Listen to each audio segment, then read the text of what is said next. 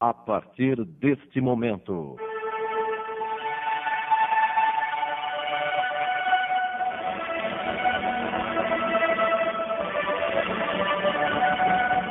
Desafios da Paz. Um convite ao crescimento e ao equilíbrio. Desafios da Paz. Com o médium, orador e professor Raul Teixeira. Desafios da Paz. Olá, meus amigos, que alegria estarmos de volta neste primeiro trabalho do ano, neste início de um novo período para as nossas vidas. Já estamos em 2005. E aprendemos com Allan Kardec a refletir acerca dessas questões de tal forma imponentes que não podemos deixar de considerá-las na pauta das nossas atitudes. Diz-nos, no capítulo 18 do seu livro A Gênese, o seguinte: os tempos marcados por Deus chegaram. Dizem-nos de todas as partes em que grandes eventos vão se cumprir para a regeneração da humanidade. Em que sentido é preciso entender essas palavras proféticas? Para os incrédulos, elas não têm nenhuma importância. A seus olhos é apenas a expressão de uma crença pueril, sem fundamento. Para o maior número de crentes, tem alguma coisa de místico e de sobrenatural, que lhes parece ser o precursor do transtorno das leis da natureza. Essas duas interpretações são igualmente errôneas. A primeira no que implica a negação da providência. A segunda, em que essas palavras não anunciam a perturbação das leis da natureza, mas o seu cumprimento. É com este pensamento de Allan Kardec, quando ele escreve acerca dos tempos que são chegados, dos tempos que chegaram, dos sinais dos tempos, da nova geração, que nós queremos iniciar o nosso programa de hoje, refletindo acerca desse tempo novo que o Criador permite que nós experienciemos, que nós vivenciemos agora em 2005. Neste dia, como é importante nós, que fizemos um balanço de como foi o nosso ano último, possamos fazer um projeto para o nosso ano novo. Como é que nós vamos querer viver o ano novo? Como é que pretendemos desenvolver as horas do ano que começa? Como qualquer percurso, como qualquer viagem, vale a pena que tracemos um programa, um projeto de viagem. Por onde vamos começar? Em que tipo de condução nós iremos? Que tipo de bagagem vamos levar? Para onde queremos ir? O tipo de despesas que teremos no nosso destino? Então, para que nós possamos viajar ao longo de todo este ano que está começando, vale que nós todos reflitamos sobre as oportunidades que o Senhor da vida nos está oferecendo nesta ocasião. Começamos o ano com saúde, com boa disposição, ao lado de nossa família, dos nossos amigos, dos nossos amores, com nosso emprego, com tudo aquilo que nos ajuda a viver, que nos ajuda a avançar, que nos ajuda a crescer. É claro que há outros irmãos nossos que neste mesmo período, neste mesmo início de ano, estão com outro material de trabalho, com outro material didático para iniciar o ano. Estão contando com a enfermidade, com a desencarnação de seres queridos, estão contando com o desemprego, carregam marcas de frustrações familiares, desarranjos na própria família, separações, doença dos filhos, faltas de todos os níveis, penetrando-lhes a vida particular. Não esqueçamos, meus irmãos, que todos esses elementos, para aqueles que estão agora sorrindo, felizes, e para aqueles que estão agora chorando, entristecidos, é um material didático que nós poderemos saber usar, que nós deveremos aprender a utilizar, para que, ao longo dessa viagem que agora começa, convertamos essa tristeza, essa dificuldade, esses testemunhos graves em alegrias, em construções notáveis de vida e de bem. E aqueles que começaram o ano felizes, tranquilos, com tudo que lhes correspondia em bom lugar, é para que multipliquem esses recursos, ampliem esses recursos, para que eles possam converter-se em bênçãos não só para quem agora os possui, mas para muitos outros que estão à volta e que não os possuem da mesma forma. Como pensar isto? Como fazer isto? É importantíssimo ter respeito ao nosso tempo, às nossas horas. Como é que vamos desenvolver nosso trabalho? Trabalharemos sim até o limite das forças, mas sem perder de vista a lei do repouso, a necessidade de cuidar do corpo, de cuidar do nosso veículo de trabalho, não apelando para a preguiça, mas apelando para o lazer, periodicamente, relaxar, tirar alguma licença, algumas férias, para podermos relaxar um pouco. Quando isso não for possível, os finais de semana, as nossas noites bem dormidas, exatamente para que aquela saúde com que estamos começando o ano, essa harmonia orgânica com que estamos começando o ano, possa nos acompanhar ao longo de toda a trajetória. Evitarmos os excessos de toda a ordem, seja no alimento, seja na bebida, seja no descanso demasiado, seja no trabalho demasiado, mas procurando buscar a linha do equilíbrio que vai nos deixar usufruir durante todo esse período, durante toda essa viagem, essas bênçãos que Deus nos dá. Mas aqueles que estão sofrendo, ao invés de se aconselhar com a revolta, com a rebeldia, com o desejo de fugir, de desaparecer, de dar cabo da situação, comecemos a pensar que Deus não erra, que Deus não se equivoca. Por mais que eu tenha autopiedade, por mais que eu imagine que eu não mereceria tanto sofrimento ou tantas lutas, uma vez que Deus é a inteligência suprema do universo, a causa primária de todas as coisas, Ele não pode se equivocar.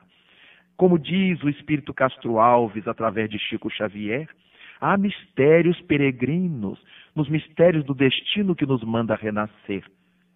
É importante lembrarmos ainda com esse benfeitor, que das mãos do Criador nascemos, múltiplas vidas vivemos, para a mesma luz volver. Então, os que estão sofrendo hoje vão ter a certeza de que é a cirurgia de que necessitam para oferir saúde logo mais. Nenhum pai que soubesse que um filho sofre de uma enfermidade que necessita a cirurgia, impediria o médico de fazê-la por amar a esse filho.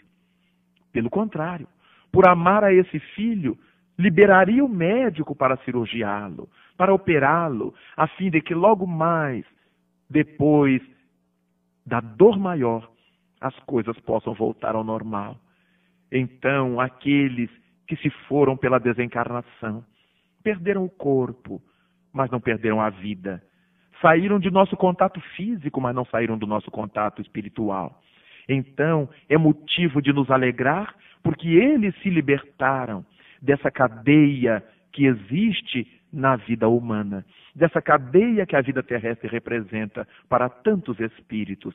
Aqueles que foram crianças, jovens, vieram à Terra, cumpriram um período que lhes foi assinalado pela divindade. Possivelmente suicidas de ontem, possivelmente homicidas de ontem, mas vieram cumprir um papel curto que lhes serviu de expiação, que serviu de provação aos pais. Com isso, meus queridos irmãos, não vamos jogar fora o sofrimento. Já que ele veio, tem uma razão para que tenha vindo. Vamos tirar as melhores lições. Por que é que eu tive que viver essa experiência? Por que é que eu tive que enfrentar essa dor, essa luta? E a partir de então, compreenderemos melhor o modo de utilizarmos a dor e o sofrimento quando surjam em nosso caminho. aqueles que estão desempregados. Vivemos numa sociedade, estamos num tempo em que todas as coisas têm um sentido para a nossa educação. Sem revolta, sem rebeldia, sair em campo, em busca de nova colocação. Se não for naquilo que a gente sempre trabalhou, o poder de adaptação da criatura humana, fazer uma outra coisa, buscar uma outra atividade, para que aprendamos ou para que mantenhamos a vida com dignidade.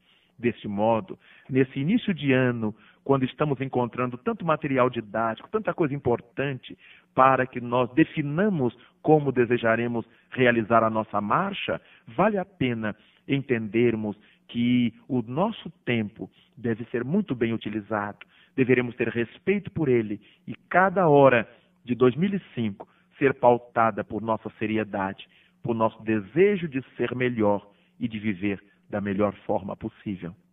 Até já. Você está na sintonia do Desafios da Paz.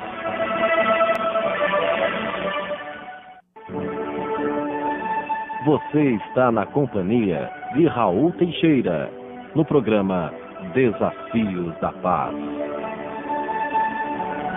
Amigos, estamos de volta com o nosso Desafio da Paz, refletindo nesse primeiro programa do ano a respeito do nosso tempo, da utilização do tempo, já que ouvimos no início da Lavra de Allan Kardec a informação, a reflexão de que os tempos são chegados, os tempos marcados, os tempos assinalados por Deus, e que nos dizem de todas as partes em que grandes eventos vão se cumprir para a regeneração da humanidade.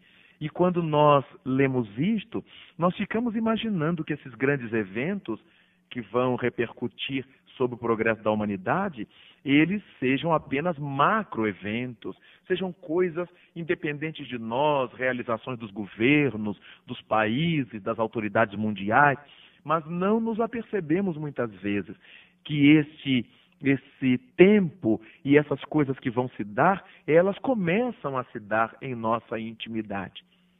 Quando nós refletimos a respeito da situação que estamos vivendo e fazemos projeto de modificar-nos, de crescer, de estabelecer a diferença entre o que éramos ontem, entre o que éramos antes e o que somos hoje, o que estamos sendo agora, obviamente que nós vamos dar ao ano, ao nosso tempo, um maior caráter de utilidade.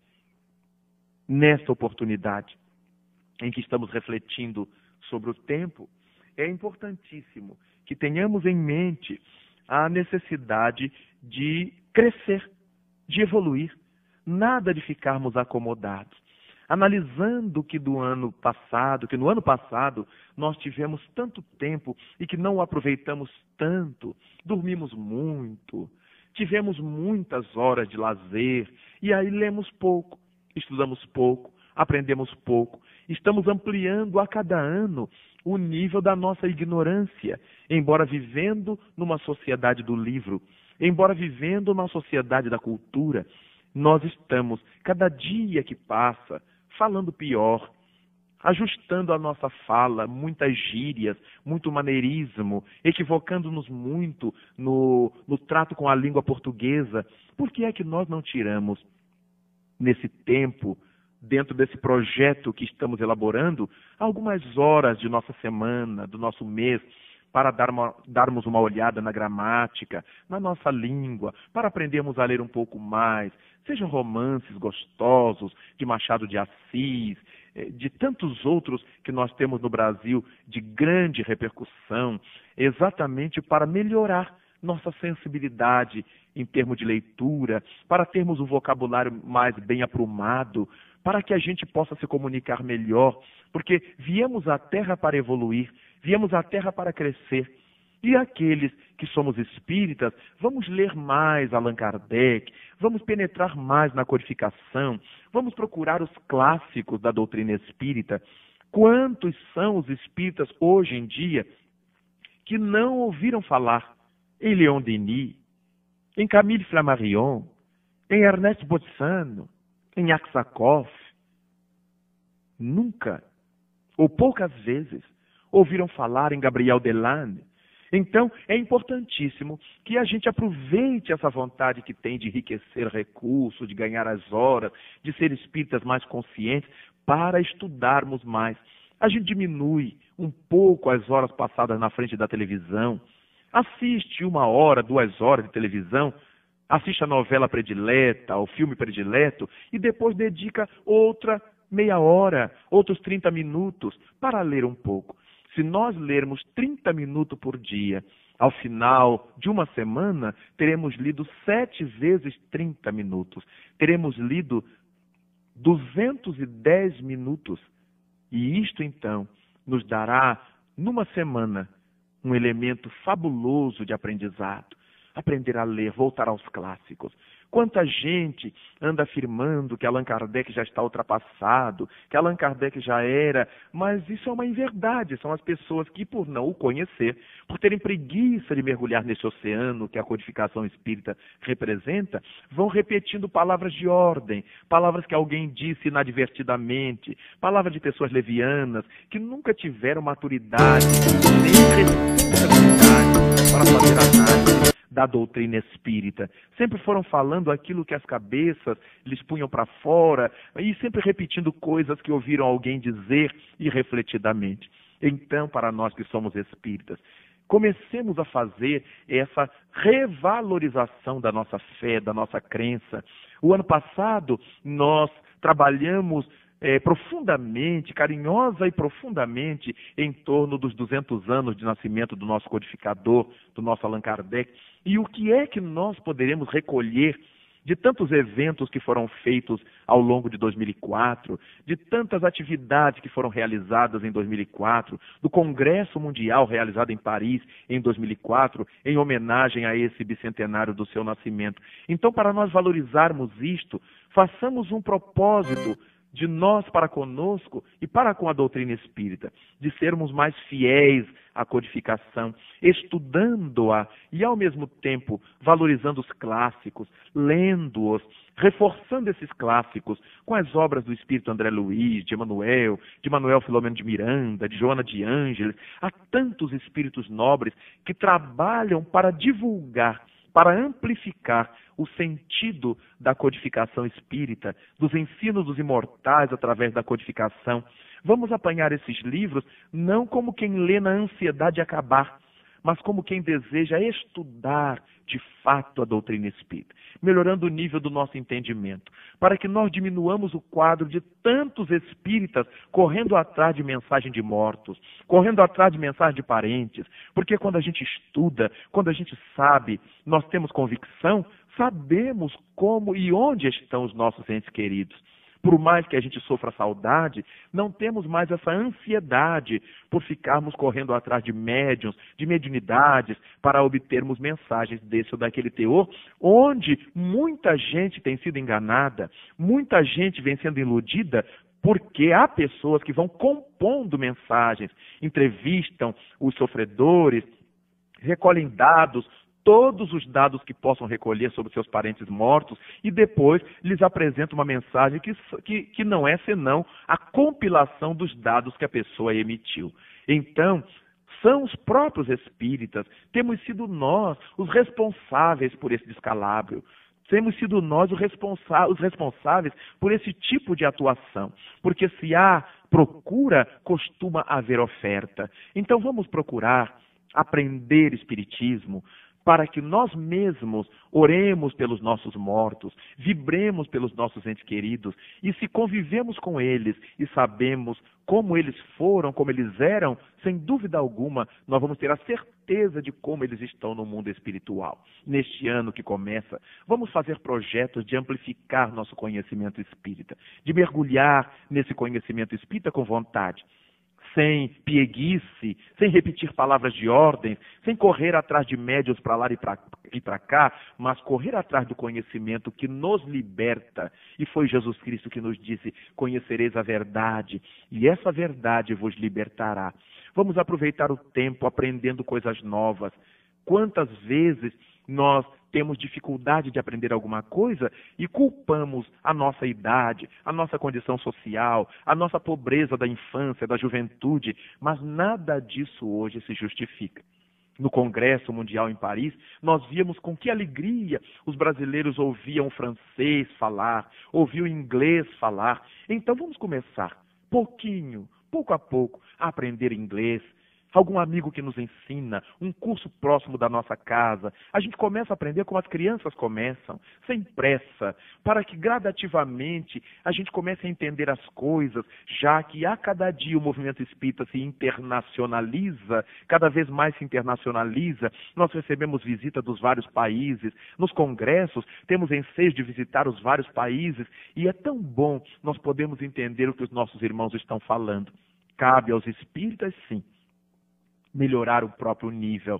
Aí está o Esperanto, para quem gosta do Esperanto, para quem vibra na faixa do Esperanto, sem nenhuma pieguice, mas é uma língua que foi criada por Zamenhof para ter essa possibilidade de ser a língua geral de todo mundo, uma língua suporte para todo mundo, que não deixaria de falar a sua, mas que teria no Esperanto a ferramenta para esses contatos através do mundo todo. Enquanto nós não conseguimos dominar o Esperanto, e não há Esperanto em todo lugar que a gente chega no exterior, vamos aprendendo o inglês, o francês e o Esperanto, se a gente gosta. Há pessoas que querem aprender o espanhol. Nós estamos cercados no Brasil por países que falam espanhol. Então, qual é o problema de começarmos a aprender para termos maior acesso a esses irmãos dos países que nos são vizinhos? Há tanta coisa para que nós, os espíritas, apliquemos nossas horas e, fundamentalmente, nesse amor a Deus, a Jesus e nesse trabalho de reforma interior, trabalhando para dominar as nossas más inclinações, fazendo esforços para sermos hoje melhores do que fomos ontem. Até já. Você está na sintonia do Desafios da Paz.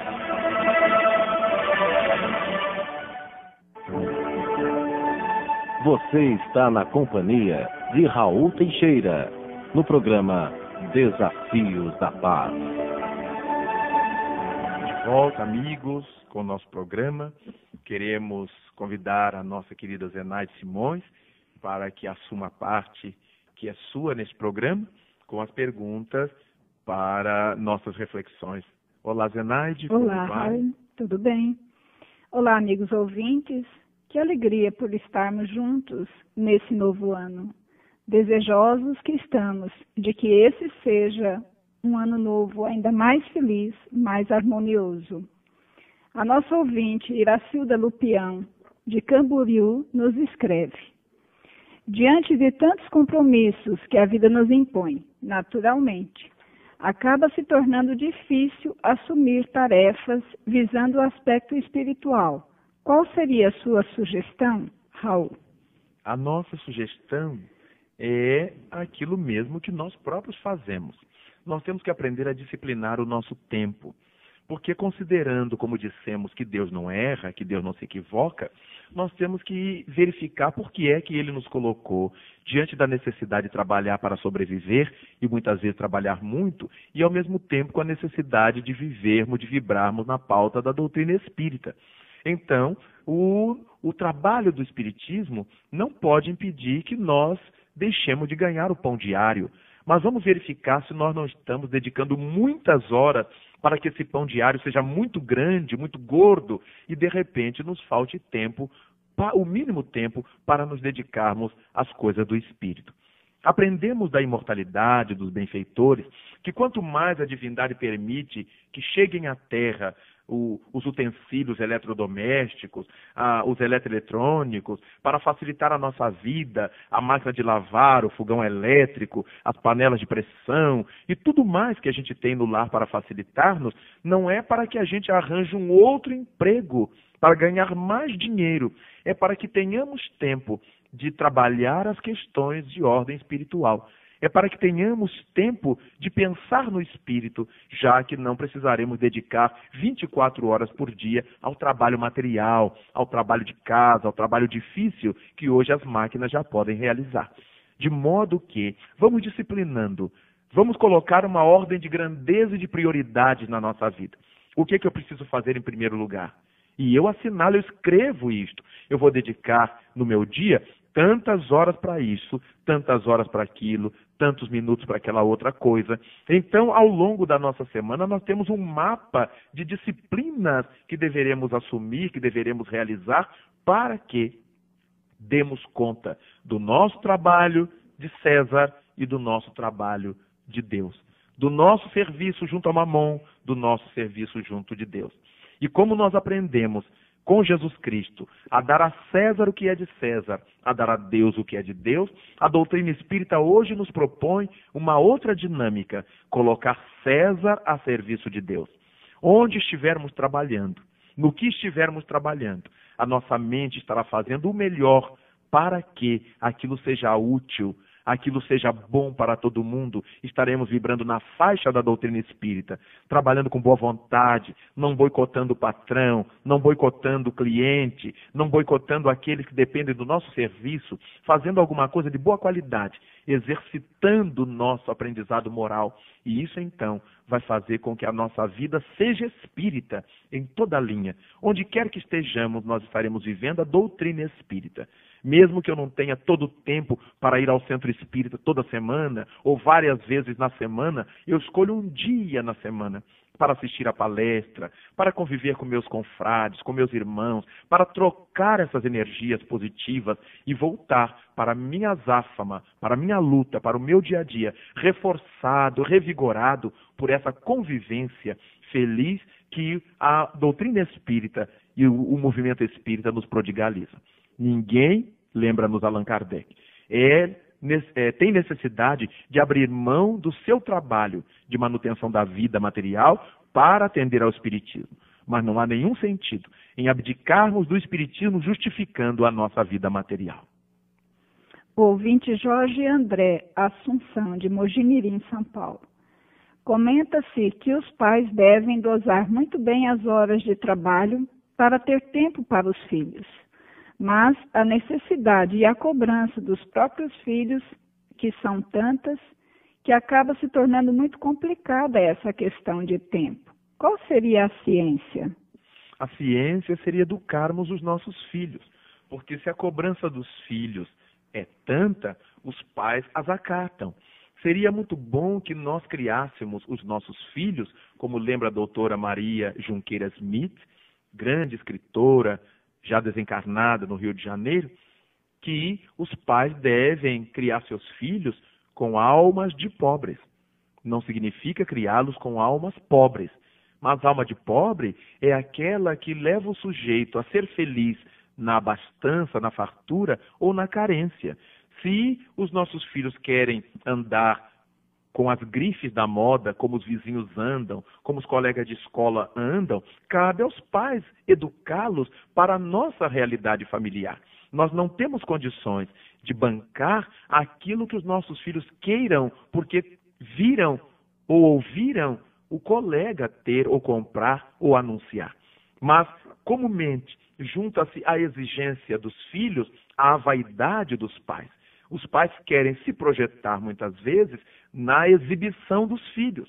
E ao exibir um filho com tudo da moda, com todas as grifes, são os pais que recebem os aplausos. Então, junta-se a fome com a vontade de comer, como se diz popularmente. Seria ideal que nós criássemos na alma dos nossos filhos um espírito de participação nas coisas de casa. Eles têm que saber quando é que o dinheiro está curto, eles têm que saber quando é que nós temos facilidade financeira, eles têm que saber até onde nós lhes podemos dar, podemos comprar. Mas se nós quisermos fazê-los acreditar que podem tudo, que tudo que eles quiserem nós vamos dar, se nós os criarmos com aquela filosofose inadequada de que eu vou dar aos meus filhos tudo que eu não tive, é claro que eu não vou ter tempo mais nem para mim, nem para Deus, nem para coisa nenhuma, nem para eles mesmos, porque eu vou ter que trabalhar exaustivamente para dar aos meus filhos aquilo que eu não tive. Quando espíritas que somos, sabemos que aquilo que eu não tive é aquilo que eu não precisava ter, é aquilo que eu merecia não ter para que eu tivesse chegado à maturidade da vida, sem tantos problemas, sem maiores complicações com a vida. Se eu quiser dar aos meus filhos aquilo que eu não tive, muitas vezes darei demais a eles e acabarei por perdê-los. É importante que os filhos sejam amigos e parceiros dos seus pais. E deste modo, não teremos necessidade de nos atirar 24 horas do dia ao trabalho material. Teremos tempo de viver com eles, de conviver com eles, de sorrir com eles e de falar-lhes de Deus através da nossa conduta e falar-lhes de Deus através da nossa vida familiar. A ouvinte Maria, de Diadema, São Paulo, a quem compete a decisão de encaminhamento para a evangelização? Aos pais ou aos filhos? A decisão.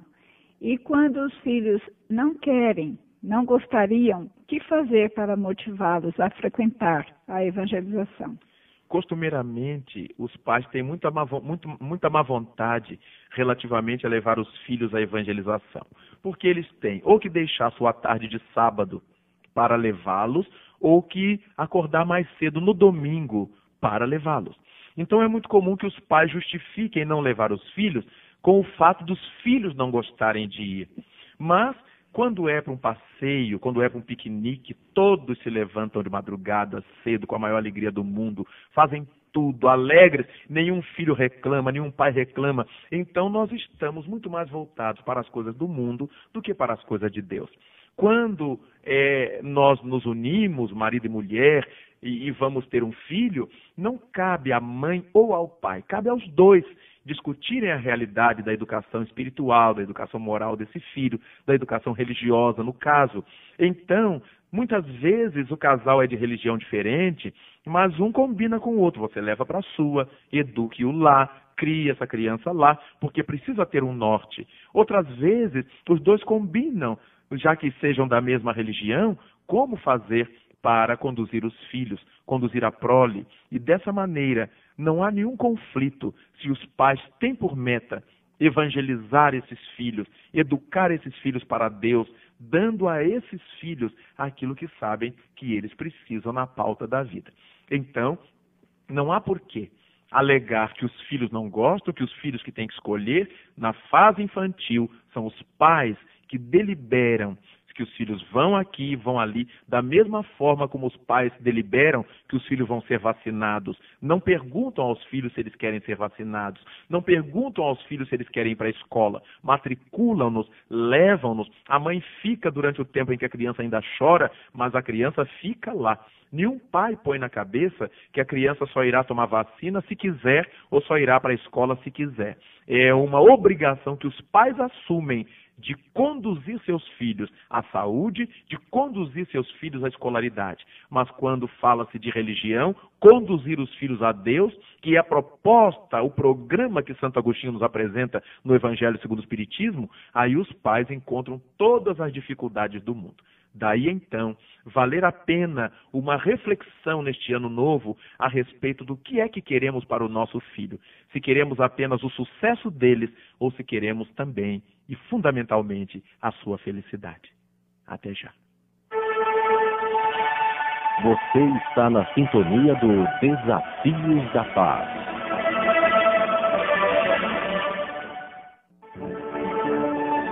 Você está na companhia de Raul Teixeira, no programa Desafios da Paz. Olá, amigos ouvintes. Retornamos para dar continuidade ao nosso programa já em sua última parte. E o ouvinte Luiz Carlos Soares, de Parnaíba, Piauí, pergunta se seria de bom senso as pessoas se preocuparem em planejar suas vidas, uma vez que já existe um planejamento prévio no mundo espiritual? Vejamos o seguinte, possivelmente haja um problema de interpretação, algum equívoco interpretativo nisto aí.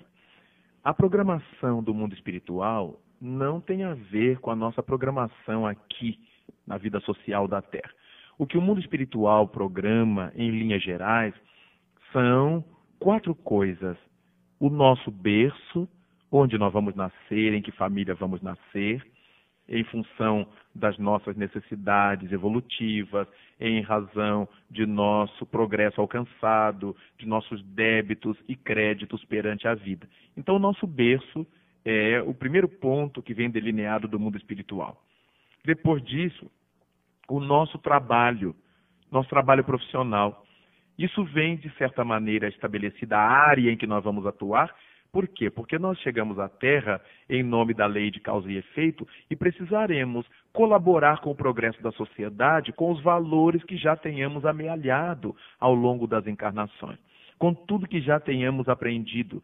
Então, quando a gente vem para exercer a medicina, a engenharia, o magistério, o comércio, nós temos aí um vasto leque de possibilidades individuais ou coletivas de prestar serviços à comunidade.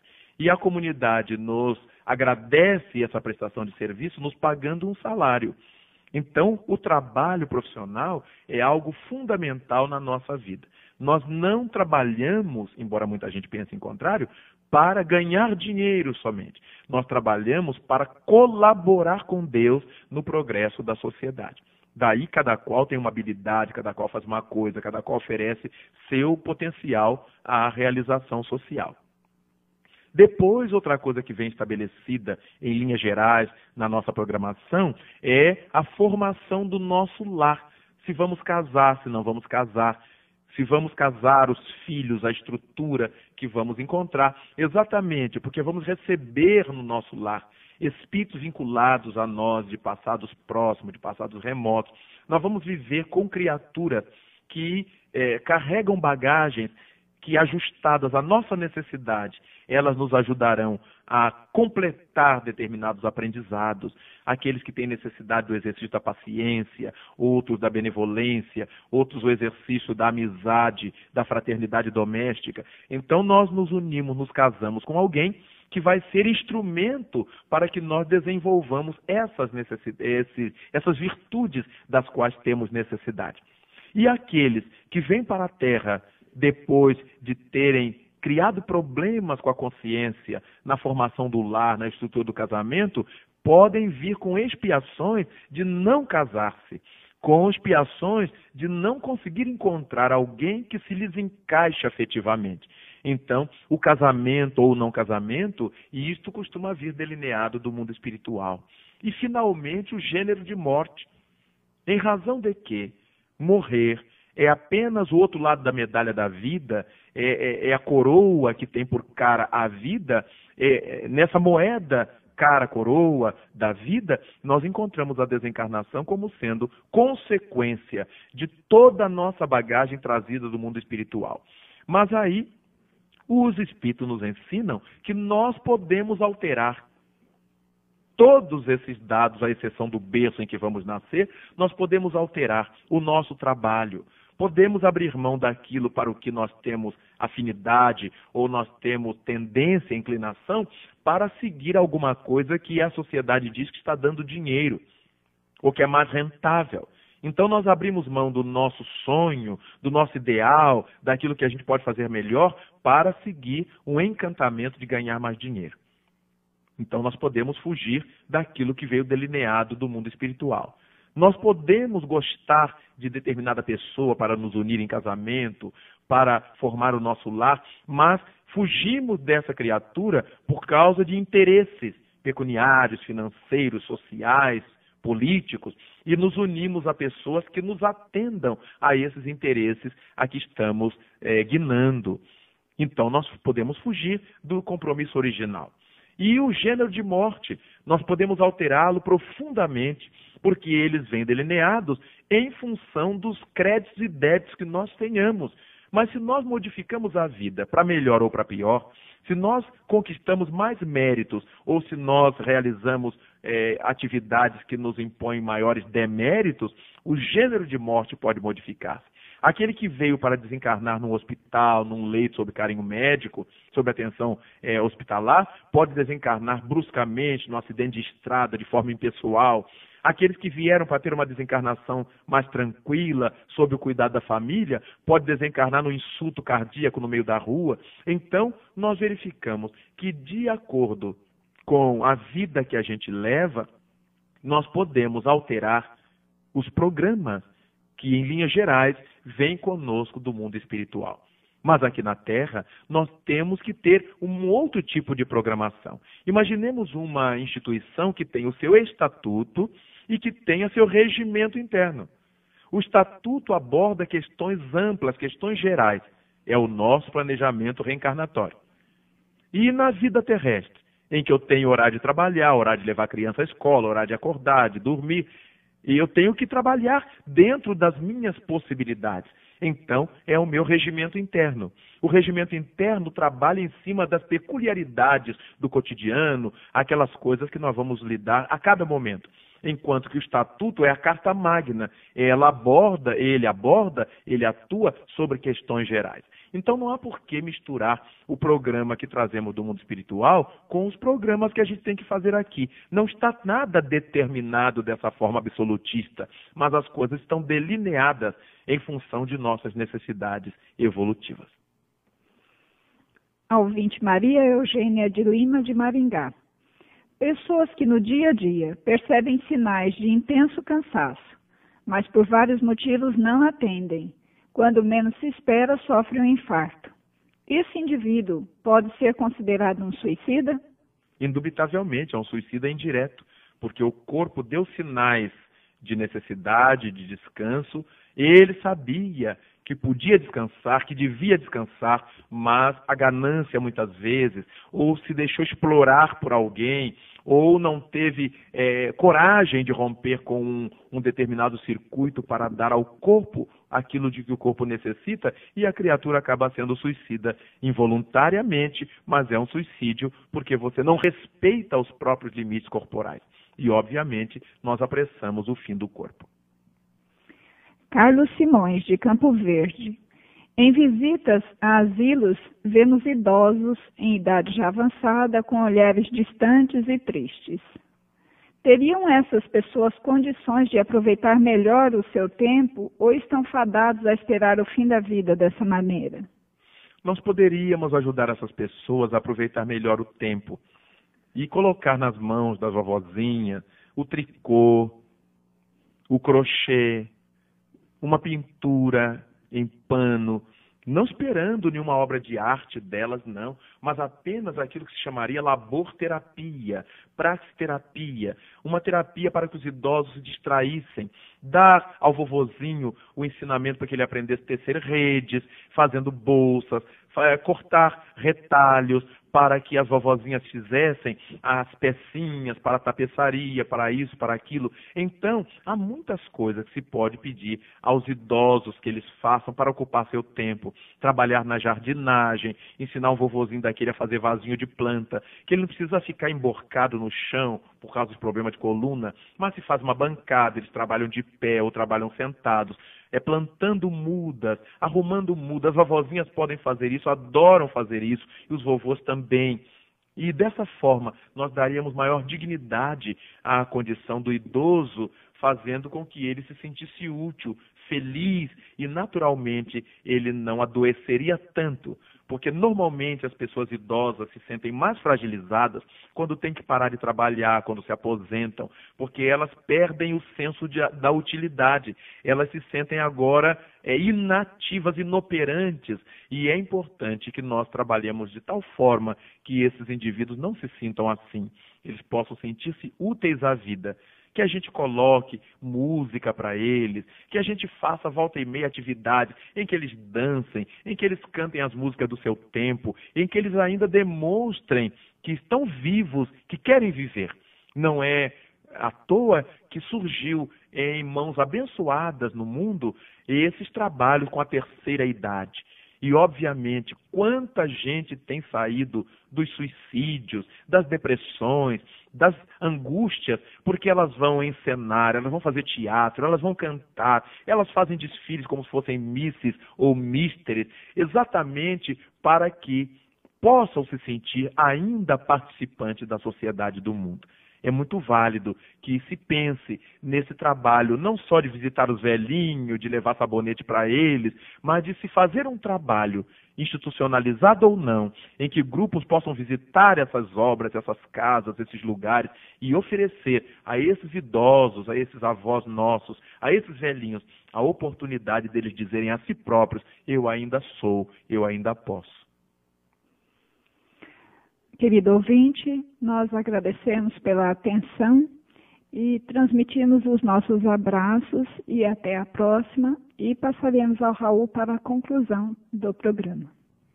Nós queremos agradecer aos nossos irmãos que nos acompanharam no programa de hoje, aos amigos que nos dão a honra da audiência neste dia, dizendo-lhes que este ano novo promete para nós as bênçãos de Deus, as bênçãos dos céus. Não percamos esta oportunidade. Ofertemos a nossa parte, o nosso quinhão de alegria, de entusiasmo, para que a vida seja maior, seja melhor em nossas mãos.